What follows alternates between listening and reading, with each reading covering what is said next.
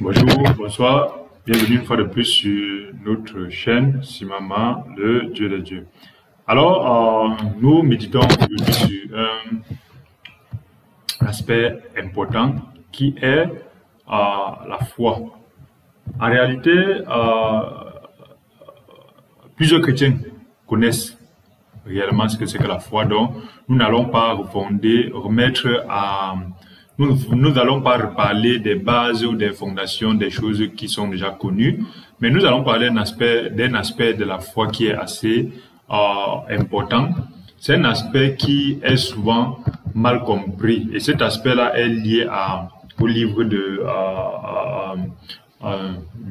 Jacques, parce que le frère Jacques parle de ces choses-là, et on l'a souvent mal compris. Le frère Jacques, par rapport à ça. Alors, ici, lorsqu'on regarde dans la parole de Dieu, on voit le chapitre 11 du livre d'Hébreux. Le chapitre 11 du livre d'Hébreux nous parle de la foi, mais pour comprendre ça, on doit repartir dans la science. Parce que la parole de Dieu, la science est la matérialisation perceptible dans l'environnement de la science.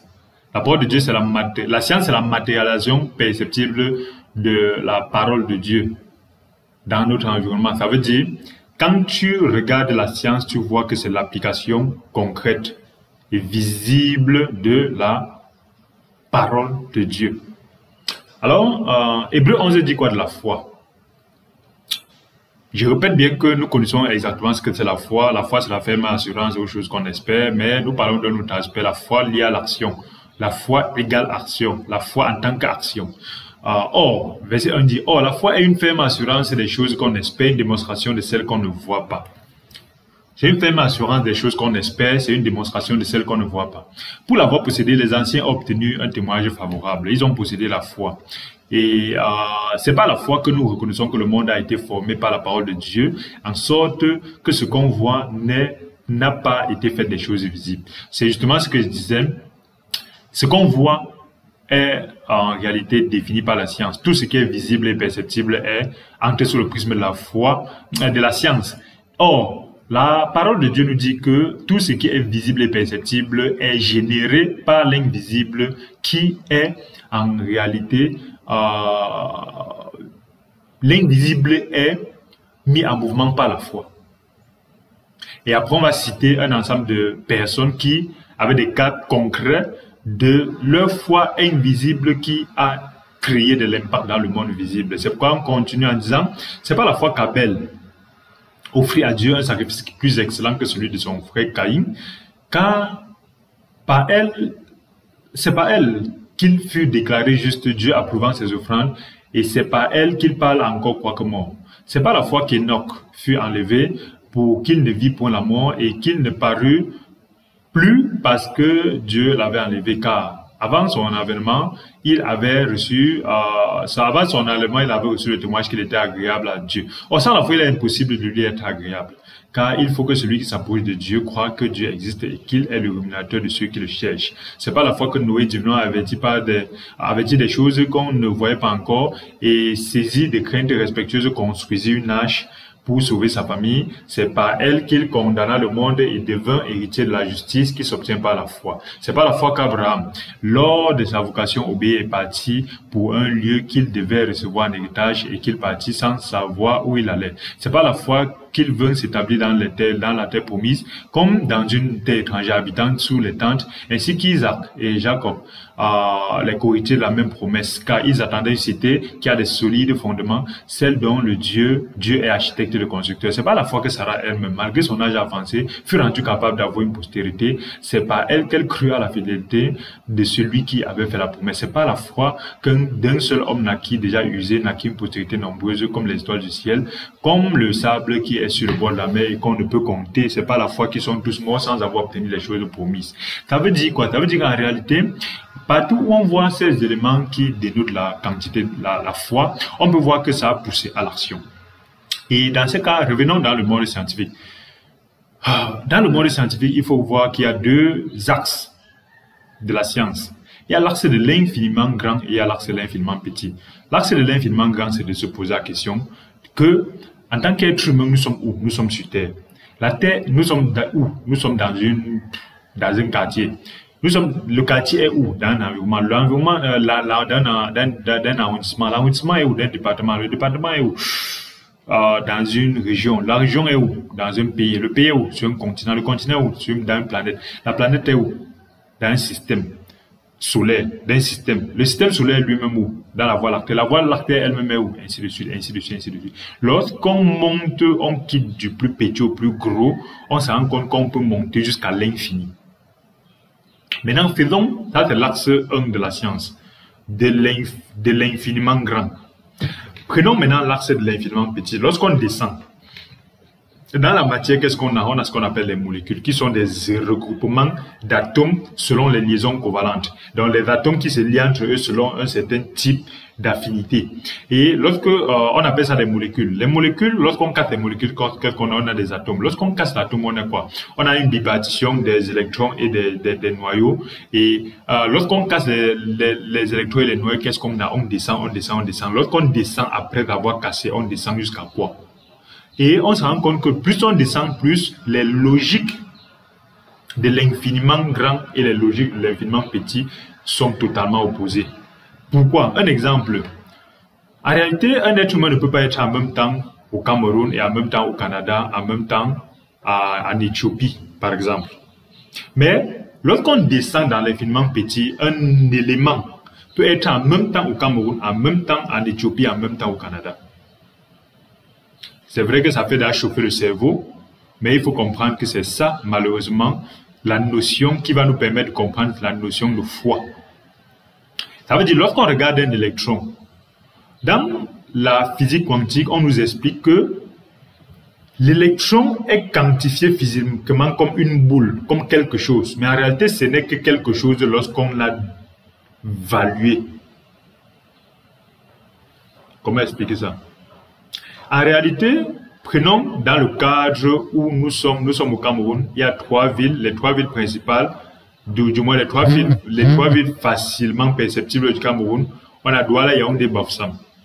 En réalité, lorsqu'on descend dans l'infiniment petit, dans la physique quantique, lorsqu'on parle de l'électron en même temps est à Douala, en même temps l'électron est à Yaoundé, en même temps l'électron est à Bafoussam, au même moment, et le même électron. Maintenant, qu'est-ce que la science nous explique? La science nous explique que lorsque tu tournes ton regard sur Yaoundé, en ce moment, l'électron se matérialise et se crée à Yaoundé. Elle est partout à la fois, mais lorsque tu mets ton regard sur Yaoundé, l'électron apparaît à Yaoundé. Lorsque tu mets ton regard à Douala, le même électron qui est partout là apparaît à Douala. Quand tu mets ton regard à Bafoussam, le même électron apparaît à Bafoussam. Ça veut dire justement quoi? Que l'électron se matérialise dans le monde infiniment petit ou dans l'invisible. L'électron se matérialise où tu as mis ta foi. L'électron se matérialise où tu as mis ton attention. L'électron se matérialise où tu as observé. Ça veut dire que la foi, justement, c'est la même chose. La foi, c'est la perception claire de où je vais en ce moment. Automatiquement, ça devient possible. On ne peut pas avoir la foi sans savoir en fait en quoi on a la foi. La foi, c'est un voyage où tu sais exactement quelle est la destination. Et dès que tu comprends et tu acceptes clairement la destination, naturellement, le voyage devient possible. La foi, c'est la ferme assurance à quelque chose que tu souhaites et que tu as clairement eu la vision de ça. Et lorsque tu acceptes et que la vision est claire, automatiquement, ça rend la chose possible. Mais quand la vision est floue, ça rend aussi la chose impossible. Quand la vision n'est pas clairement définie, ça rend la chose impossible. Donc, la foi est exactement comme l'électron que tu observes à Douala et ça apparaît à Douala. Tu observes à Yaoundé, ça apparaît à Yaoundé. Tu observes à Bafoussam, ça apparaît à Bafoussam. C'est pourquoi Dieu peut nous dire dans Nombre 14, 28 que je vais faire selon ce que j'aurai entendu. Si tu dis que c'est blanc, Dieu rend ça blanc. Tu dis que c'est noir, Dieu rend ça noir. Tu dis que c'est bleu, Dieu rend ça bleu. Si tu as la foi que c'est bleu, Dieu rend bleu. Si tu as la foi que c'est noir, Dieu rend noir. Si tu as la foi que c'est rouge, Dieu rend rouge. C'est pourquoi c'est très important de se méfier des chrétiens qui parlent n'importe comment et n'importe où. Parce que ce que tu dis est une foi que tu crées. Ce que tu dis est une création dans l'invisible qui rend possible dans le visible. Cette confession de tout penser que ça ne va pas, ça ne va pas, tu es en train de créer dans le monde invisible la réalité du fait qu'effectivement ça ne va pas, ça ne va pas aller et ça devient réel dans ta vie. Tu es aussi en train de confesser, en réalité, tu es en train de rendre vivant le fait que ça ne marche pas. C'est pourquoi Dieu nous dit, méfions-nous de notre bouche. Méfions-nous de ce que nous disons. C'est très important. Pourquoi? Parce que, en réalité, lorsque tu as donc une clarté de ce que tu veux et de où tu pars, deuxièmement, ça te pousse effectivement à avoir l'action pour arriver là-bas. Parce que la foi, justement, sans action n'existe pas. C'est pourquoi nous parlions au début de Jacques, qui dit que la foi sans les œuvres est vaine. Malheureusement, les religieux et les doctrinaux pensent que cette œuvre-là, c'est faire le bien et du mal. Non, c'est pour dire que tu ne peux pas avoir la foi que ton résultat, ton bonheur, ta joie, ta nourriture, ton eau à boire, la source de ta vie est à Douala et tu t'assois à Yaoundé. Ça n'existe pas. Quand tu as clairement défini que ton bonheur est à Douala alors que tu es à Yaoundé, ça te pousse naturellement à te mettre en route. Il n'y a même pas autre chose à faire quand c'est clair que le bonheur ou mon résultat attendu ou ma finalité ou mon obsession est à Yaoundé. Quand tu es à Douala, automatiquement, la foi, la clarté de voir que c'est là-bas te met en route. Tu commences à faire le stop, tu commences à marcher. Et la clarté de ça te donne encore une autre force qui fait que c'est impossible qu'en route on te bloque. Quand tu as rendez-vous avec une fille que tu dragues et qui te plaît beaucoup, lorsqu'elle te dit « je t'attends dans tel endroit », selon le degré d'amour et le fait qu'elle a confirmé qu'elle t'attend là-bas, automatiquement, cette foi-là te pousse à te mettre en route. Et en route, si tu rencontres un de tes amis qui dit « gars, on t'en va voir le match, on t'envoie couper une bière quelque part », la foi claire que tu as définie va faire que cette distraction-là ne peut pas marcher avec toi. Si tu vois quelqu'un qui te dit vraiment il y a les embouteillages, même les embouteillages ne peuvent pas t'empêcher d'aller vers la fille là. Même les insultes ne pourront pas. Donc quand vous voyez les gens dire que les embouteillages m'ont empêché, on m'a détourné, je me suis découragé, ça veut dire qu'il n'avait pas la foi en fait. Ça veut dire qu'il n'y avait pas la clarté. Il avait peut-être l'envie d'y aller. Mais ce n'était pas clair. Il savait que peut-être la fille là m'attend là-bas, mais ce n'était pas clair. Quand tu as la confirmation que ce que tu as, que l'objet de ta foi se trouve sur tel endroit, l'action pour aller là-bas est une action inarrêtable et inattaquable. Même Satan ne peut pas. Satan n'attaque que les gens qui ont une foi faible, vacillante. C'est pour ça lorsque tu as la foi que Yeshua Hamashiach a lavé tes péchés une fois pour toutes, le bavardage des gens qui vont dire que comme tu es méchant là, c'est pas vrai. Un méchant comme toi, peut-être, ça ne peut pas te faire vaciller.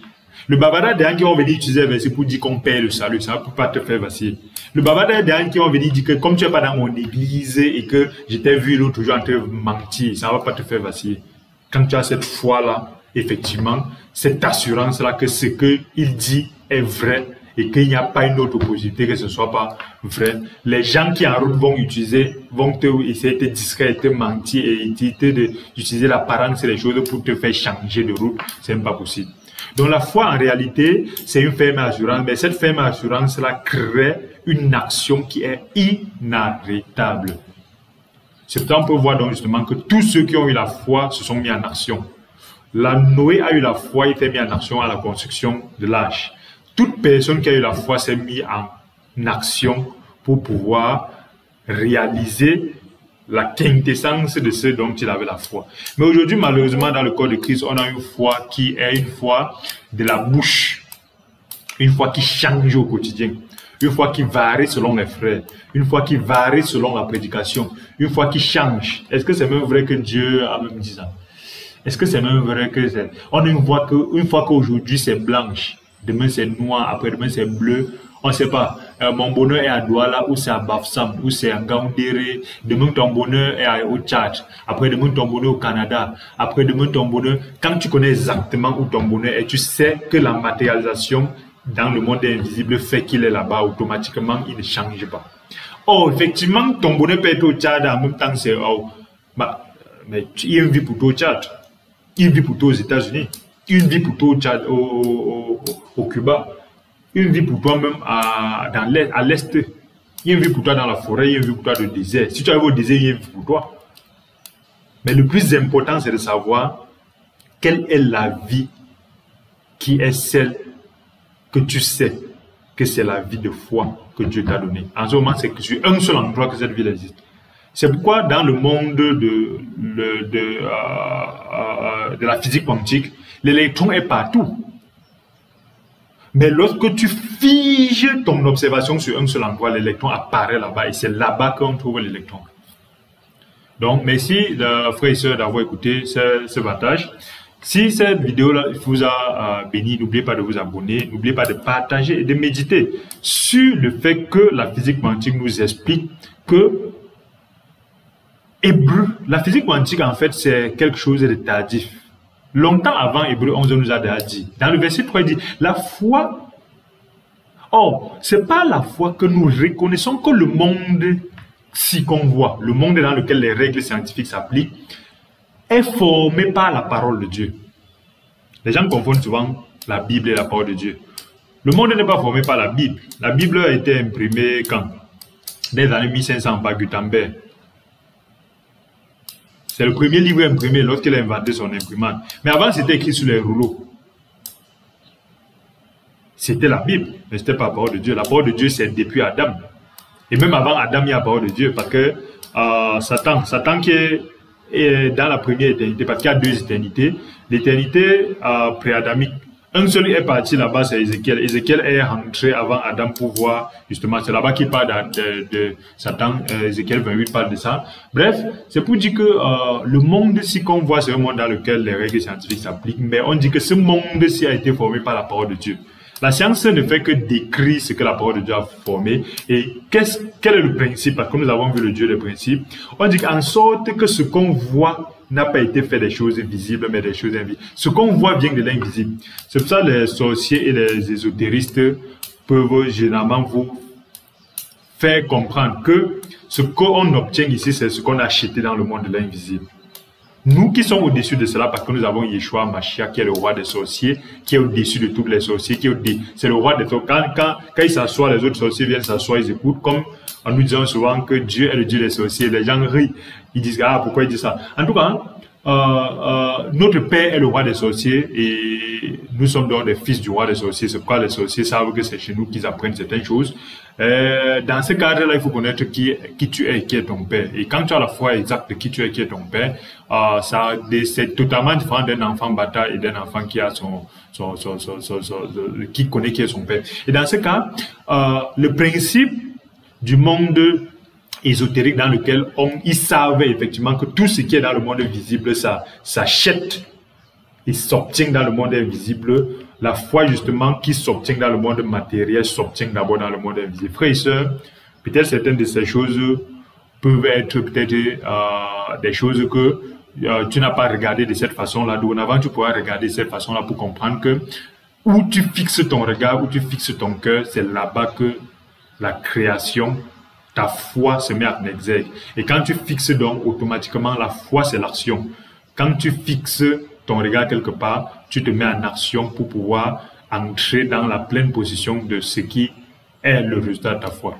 La foi est la ferme assurance des choses qu'on espère, c'est une démonstration de ce qu'on ne voit pas. Et c'est aussi une action qui nous entraîne à aller vers ces choses-là. Merci d'avoir écouté cette vidéo. Si elle vous a béni, n'oubliez pas de partager et de vous abonner sur notre chaîne, Simama, le Dieu des dieux, et de cliquer sur la cloche de notification. À bientôt pour une nouvelle réflexion.